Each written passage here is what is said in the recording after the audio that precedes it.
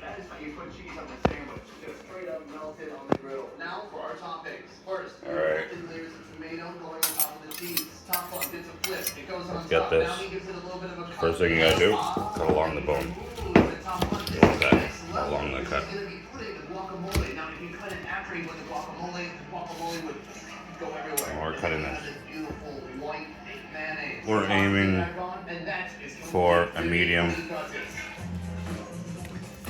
They call this the Italiano not because it has anything to do with Italian cuisine, but because of the colors are with the filling. The Italian flag has I think I nailed it. green like avocado and red like tomato. People here, they are in love. Juice is running clean.